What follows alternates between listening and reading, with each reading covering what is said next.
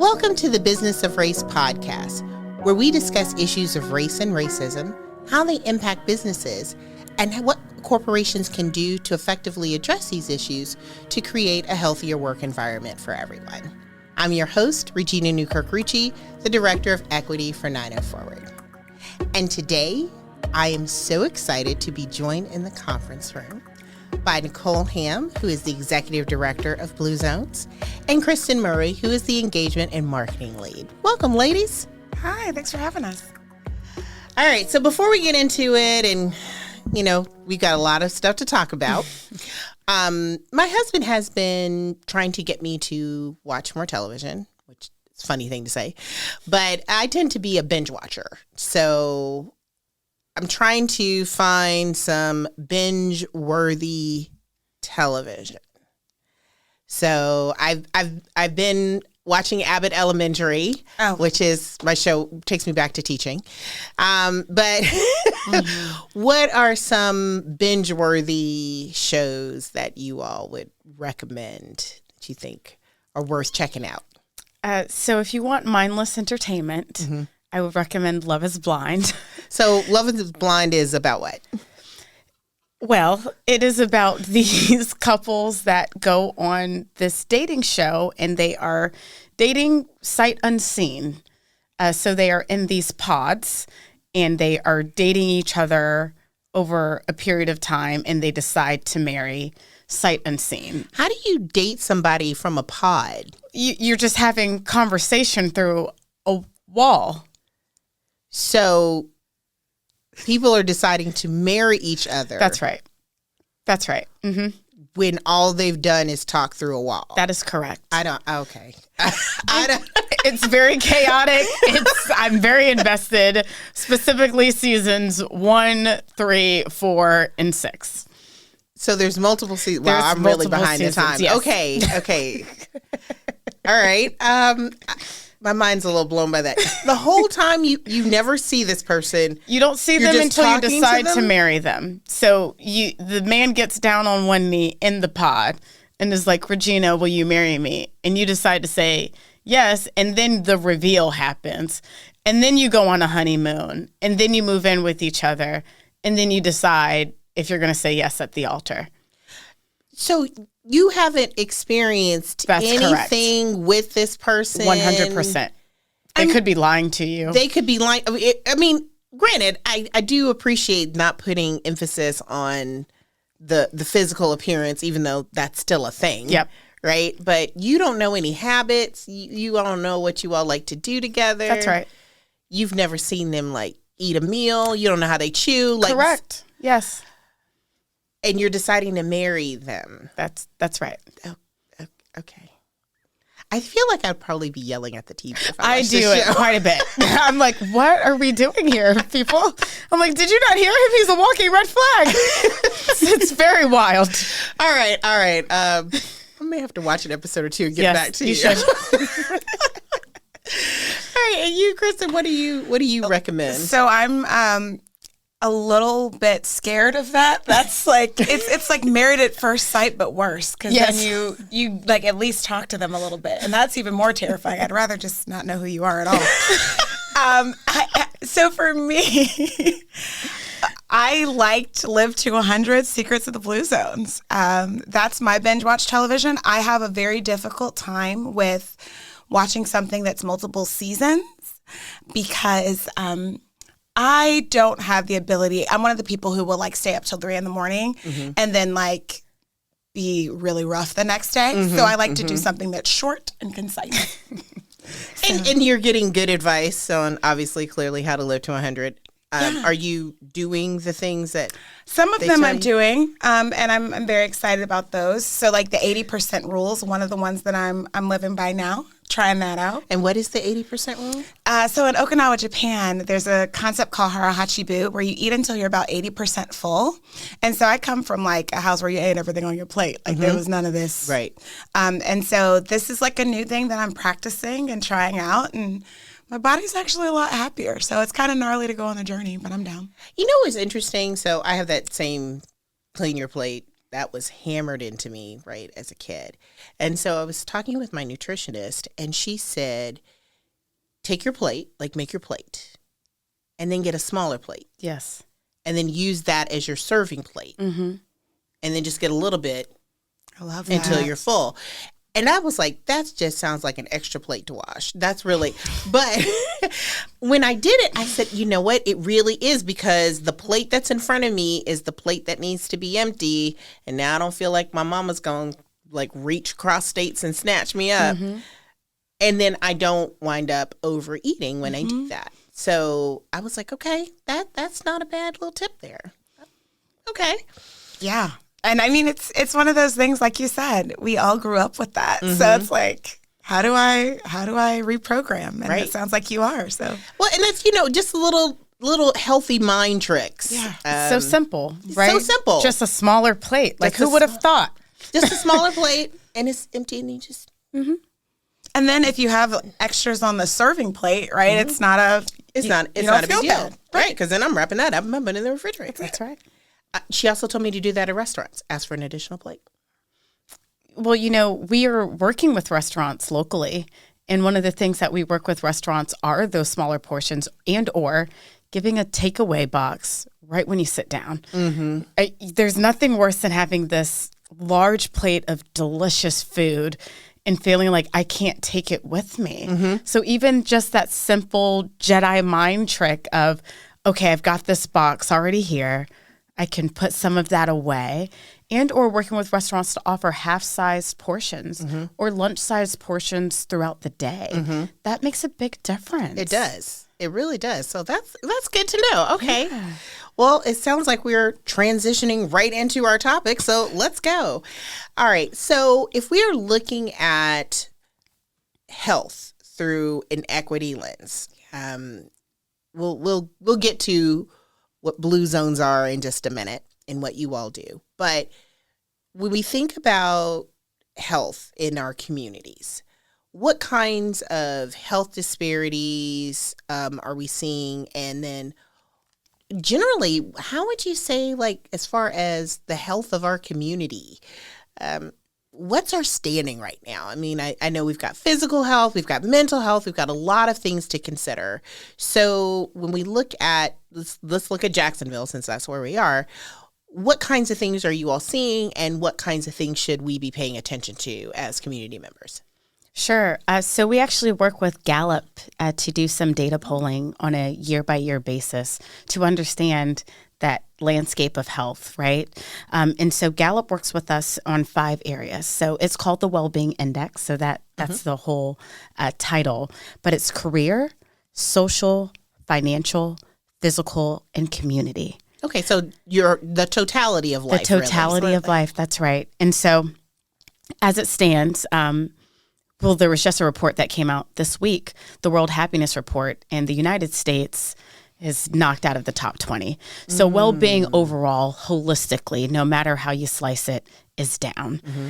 And when we look at that locally, we are statistically significantly behind the United States locally in all areas. So the United States has been knocked out of the top 20, and then Jacksonville is performing worse than the United States is. Correct. Okay. So what that means is we've got some work to do. Mm-hmm. So just a quick breakdown of some of the things that are really important to consider are physical and financial well-being. Mm-hmm. Those are the two that we are having a really hard time getting ourselves out of. And again, there's external forces that we can't control. We can't control inflation, right? Or, how people are being paid and the frequency and the amount.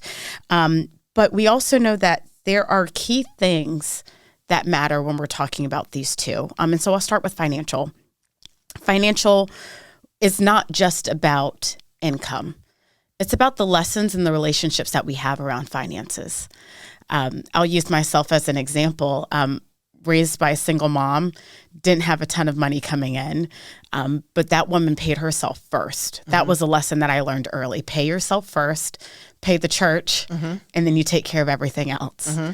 right? But we are still missing basic financial literacy in our communities. We had a conversation with Community First Credit Union about how do we bring people around the conversation of finances, right? It's almost like, religion and politics. You don't talk about money. And I think that's particularly when we start talking about African-American households, right? I know I probably would have gotten popped if I'd asked my parents about anything with money. We didn't talk about that. Now we did talk about you pay yourself and you pay the church, right? But beyond that, I remember I was in my 20s and I was having a conversation with a friend of mine, and she was talking about her father talking about investment strategies when she was like 8 or 9. And I was like, y'all had a conversation about investment strategies? Right. That really hasn't been something that has been typically in our community, even for people who know. And I know we have a lot of people who don't know. But even just money management, budgeting, we've got this issue right now with people having check frauds because they don't know how to write checks. That's right. And so just generally getting comfortable talking about money, because we have not had that comfort. That's right. Across. And it is the thing that really can make or break you in a lot of different ways. And it also, to your point, when you're having conversations, that's your social health too. So how do we combine bringing people together around financial literacy and tools, as well as beginning to just make the conversation normal? How do you balance your checkbook? Right. What do you do as you're transitioning to a caregiver or you've lost a loved one? I mean, especially for us, we talk so much about heirs property and money management, but real estate and all of those things, right? So how are we working socially to do that and work on some of that work, which we're excited to be starting to explore within the next couple of months of how do we just take these small things, but also giving people time? Because it's not just a one-off thing. We do a lot of where let's have this seminar, let's have this workshop, but imagine every week for 10 weeks, you're with the same people having different conversations saying, girl, I was out of budget on groceries this week, or I had my car broke down and I had to pull from my emergency fund. Thank God we talked about that 2 weeks ago. What can that do for not just our financial well-being, but also our social and community well-being? Absolutely, because part of it is you want to have conversations like that with people that you trust, right? So it's like, I just met you yesterday. I don't know you to talk about money like that. But if you've been working with people over the course of 10 weeks who become people that you know, people that you can be more transparent with, and then you also have, a great partner like Community First who knows a lot about finances and how to manage those things, you're better equipped to handle life's challenges. And so we're looking at working with Community First Credit Union around creating a financial well-being MOI. So 10 weeks around how do you do this thing called life with this money? Yeah. And so we're excited about that. Well, and I think it's also interesting, too, because with finance, a lot of it is you don't know what you don't know. That's exactly. Right? And until you come up against it, until you experience it, until somebody says, oh, well, you could do this. There's so many rules regarding investments and tax breaks and, trust. And again, heirs property. Well, we've been running into that. I've had family members in my own family who have lost property because they didn't know they needed to pay the taxes on it, right? So the more that we really talk about these issues, the better off our community is. And again, hey, I didn't even know that was a thing. So creating those opportunities is great. And it's also important to know that there's a gap between knowing and doing, right? You can know something and then still have a hard time doing it. And so I think part of what happens over the course of those 10 weeks is that you're in conversations with Community First, right? But then that's the bank that's in your neighborhood. And that's the credit union that's in your neighborhood. So you begin to feel more of a deeper connection and trust, where if you have a question, you feel safer to go up there than you might otherwise do. So, and you over time begin to lessen that gap between what you know and what you do. And these are all relationships. Absolutely. And those are lessons from the original Blue Zone. So Kristin used the word moai, one of the original longevity hotspots in Okinawa, Japan. You were born into a social group. So a trio of women that you just grew up with. So those financial hardships you tackled together, those celebrations of life you celebrated together, those challenges, that accountability, just having those people around you. And so that's a powerful lesson. How do we replicate that? We know it takes time to build trust and commitment. We know that people also need time to also put into practice what they've learned. So that 10 weeks is sort of the sweet spot socially, but also in psychology of where you're at that point of, I feel safe, I can be vulnerable, I can be transparent, and I'm willing to maybe have a relationship beyond. Let's say you can extend the relationship beyond the 10 weeks, and certainly that's what the hope is. And what we found is that people do. We've had several different types of moais, and people now go for coffees together and send pictures, and they're doing life together. And I think part of what we learned from the global pandemic was just the importance of connection. So social isolation is really, really difficult. Right. And so people are finding their way back to one another and building deeper relationships with people that they might not otherwise know. And so that's always great. That's wonderful. All right. So you said financial was the one area to be really concerned about, and physical well-being is the other. So physical what's happening? Well-being. Oh man, that's the hard one. We've got obesity, overweight, high blood pressure, not eating enough produce or vegetables, not exercising, minimum of 3 days a week, and not feeling good about physical appearance. Those elements of physical well-being are significant in our community, and not in the positive trajectory that we want. Thinking like most of those apply to me. So, right? I mean, and that's just real life because I know I definitely am overweight. I'm going to be nice and just say overweight. And then I've got high blood pressure. I don't exercise enough because most of the time, well, I don't always feel like it, but I also just don't have time. I feel like I'm so busy. Like we've got this culture of busyness. Yes. Right. I laugh at the 8-hour workday. Like when was that? So, and then I've got to cook and I've got to go to this thing and I've got to take care of this and I've got this meeting and blah, blah, blah, blah, blah, blah, blah, blah, blah, blah, blah. And then suddenly it's 1:00 in the morning and oh gosh, I really want to go to sleep. So how do we help people manage the physical well-being when I think real life is oftentimes getting in the way of that, even though we know this will come back and really get in the way of the real life you're wanting. So how do we help people address some of the physical health issues? I think that there are several ways. So one of the things that we talk about is around this idea of a life radius model. So where you live, work, play, and pray, right? So I'll give you an example. If you go to your local grocery store, right? And let's say you do everything right, Regina. You go, you get your produce. Let's not say that. Listen, you go get your produce, you're shopping the perimeter of the store, right? And then you go to check out. And when you check out, what's on either side of you? Candy.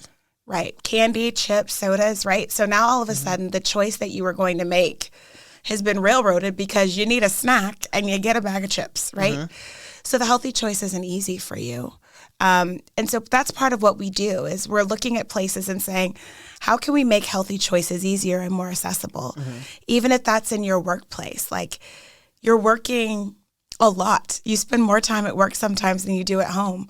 What if there was a walking pad or a treadmill inside of your office? What if you all as a collective move naturally every 20 minutes? And I think some of this is like, it's really difficult to do because we haven't seen it modeled in a lot of ways. And so part of that is around getting cultures and communities to shift the way that they prioritize productivity, because what also matters is your employees' well-being. Like sick employees are not healthy employees. Right. Like whether that's emotionally or physically. And so part of what we aim to do is to work with people and say, how can you improve connectivity? How can you improve well-being so that your employees can live better, longer lives? So that's some of what we do.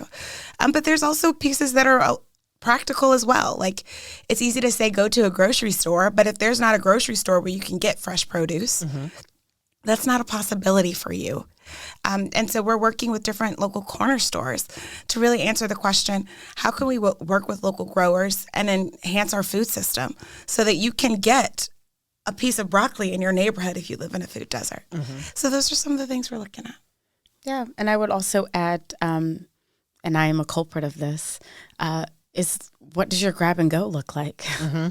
I am the culprit of I've worked till 7:30. I'm just going to pick something up on my way home. What are the healthy options in that?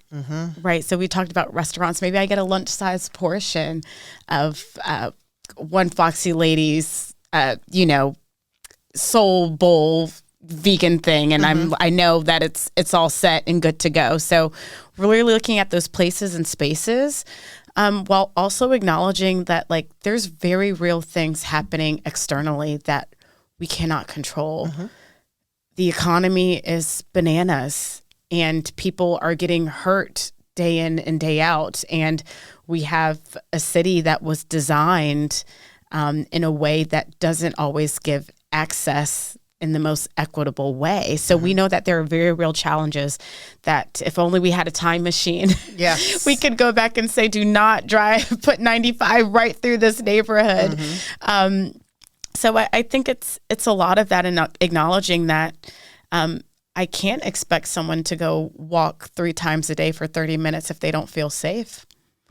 Or if they've been calling the city to do sidewalk maintenance and it hasn't gotten done. But we can say, if there are any other things being built and designed, it should look this way. It should be in this municipal code. It should reach these standards of compliance. And just giving an opportunity for people to see the good in their own backyard. I'll never forget when I first started this job and I was doing some window tours around. I'm from here, so it was just always nice to go back around. And I saw this woman, and I stopped at the store at Durkeeville and Co. to grab a water. And she was like, "Oh, you look so nice." And, she's, "Are you a reporter?" I said, "Oh, no, ma'am, I'm not a reporter." I said, "But, I am looking forward to working with media to kind of tell our city stories." And she said, "Well, you promised me one thing, that you make this neighborhood get positive recognition." She said, "I'm so tired of every time I'm turning on the news, seeing my neighborhood in a negative light."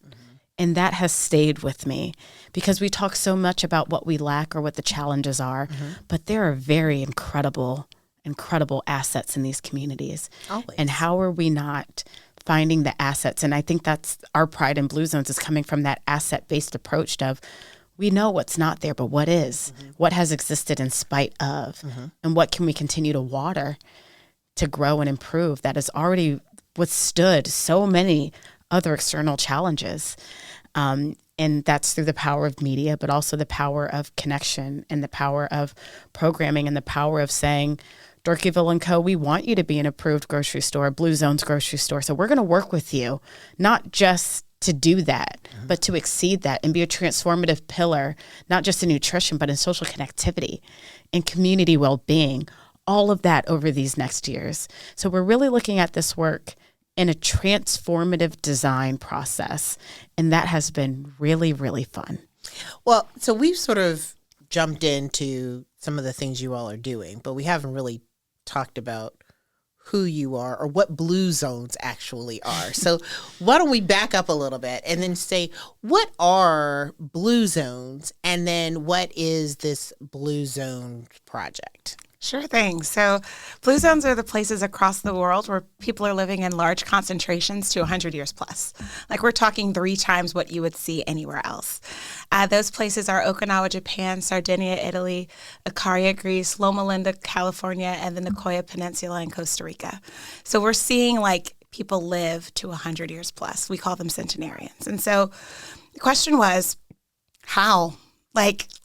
What is this? How is this happening? And so National Geographic worked with Dan Buettner to really understand how this is happening. So Dan was like a reporter and was charged with like understanding the world's mysteries. So there were a team of scientists and researchers who went to understand the communities. And what they learned is that there were these 9 commonalities that they found that enhance longevity. And so what Blue Zones Project does is tries to reverse engineer those lessons learned and bring them to communities everywhere so that we can all live better, longer lives. I think that part of what Nicole shared around looking for the strength and looking for the positive things that are happening can also be applied to individuals too. Like, it's important, like you said, all the things that you didn't do the way you wanted to. Right. But also recognizing that, like, of those Power 9, those 9 commonalities, there's probably at least 1 or 2 that you're doing really well, whether that's putting your loved ones first, right? Or surrounding yourself with people who really push you toward being your best self.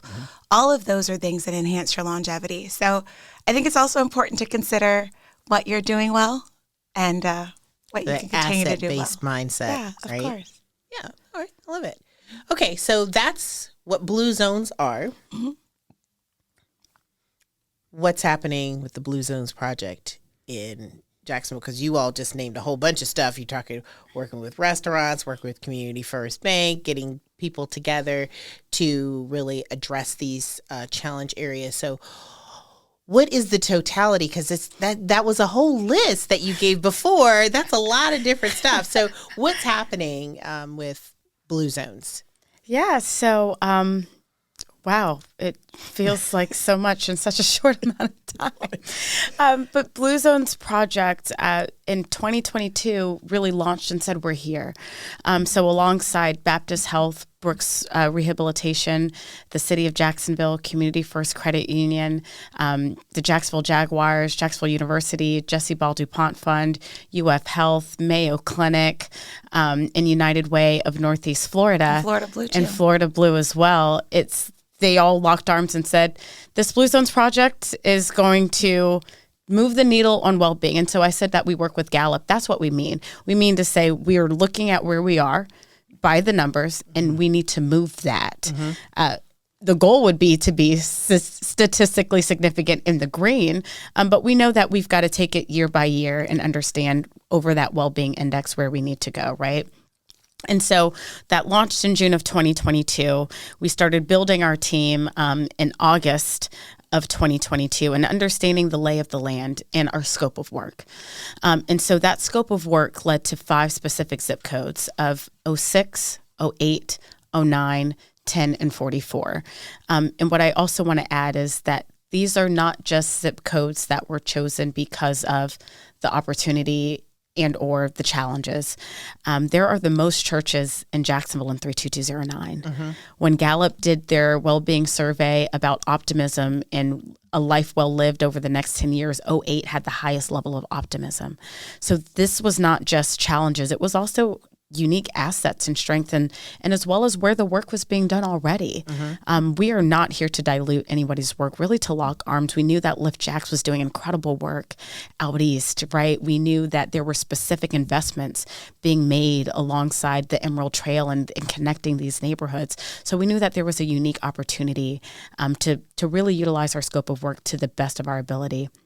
And so we said, well, we're going to work with people, places, schools, and policy to create those transformative changes.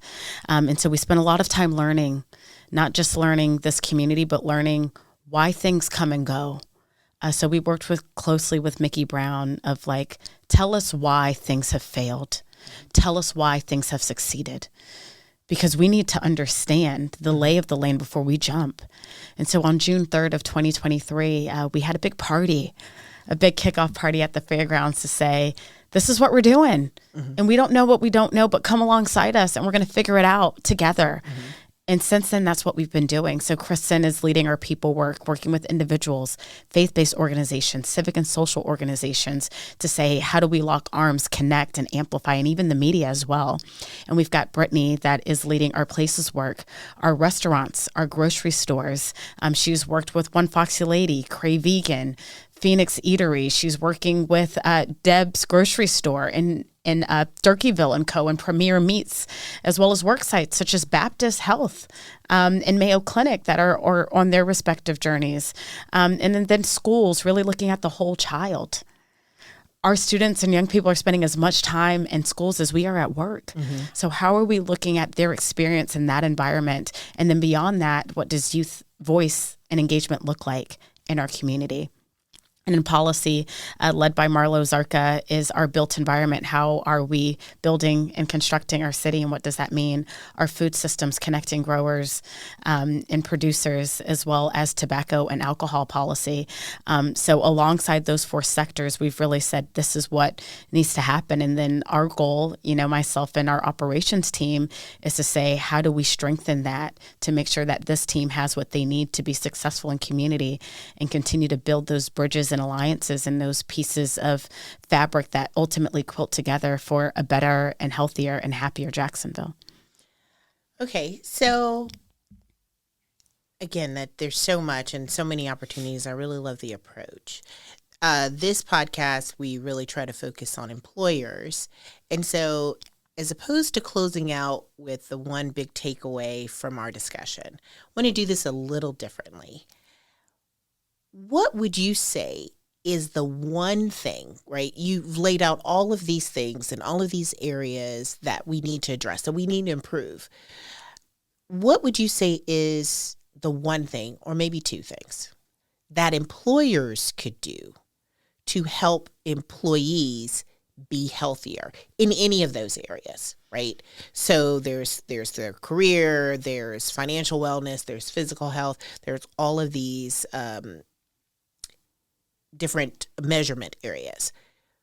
1 or 2 ideas that employers could implement that would really assist their employees in being healthier.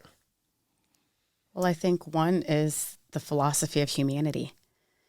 These are humans. They are not machines. They need time. They have very real life things happening at all of times, and they are not just a number. So getting to know who you're working with, what they need. Relationship keeps coming back to relationships. And being willing to be innovative enough to design new things.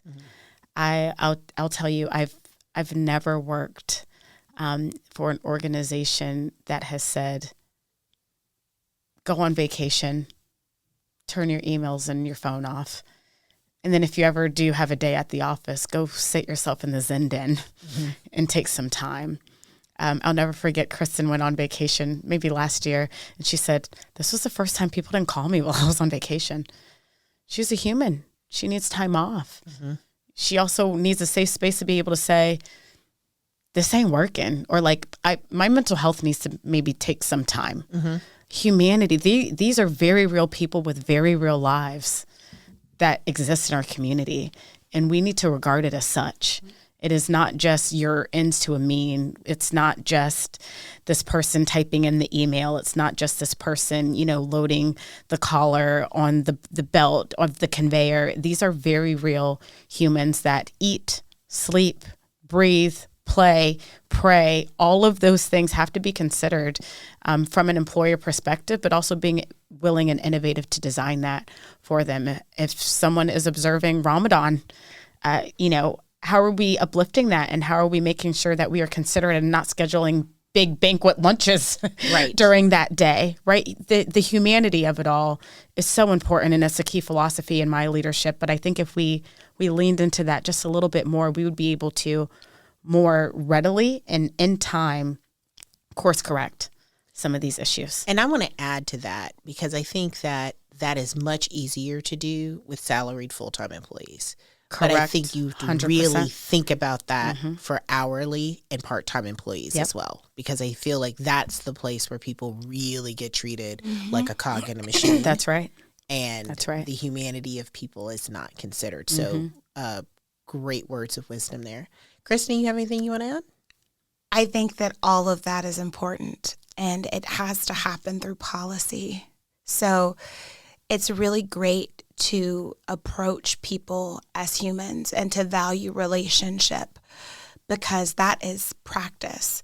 but I think that it also has to be undergirded in the policy of your organization. So the policies and the procedures and the practice all have to match, because that is what creates healthy work environments for people. If it's not written down, it's an idea. And so I think that Nicole is 1,000% right. And one of the things that she is so great at as a leader is making sure that the policies say what the practices and procedures do. Mm-hmm. There has to be deep, deep alignment there. So, and to your point, whether you're full-time or hourly, I think that, I live by the philosophy of nonviolence. Mm-hmm. Don't harm people. Nonviolence, it's a love-centered way of thinking, speaking, acting, and engaging that leads to personal, societal, and cultural transformation. And so if we can get to policies that amplify nonviolence, we're going to be a better world. And I think that is a fantastic note to leave this on. This has just been, and I think you've given us a lot to think about, right? So I want to thank you all for joining us in the conference room today. There's been so much. And if anybody wants to find out more about Blue Zones, where do they need to go?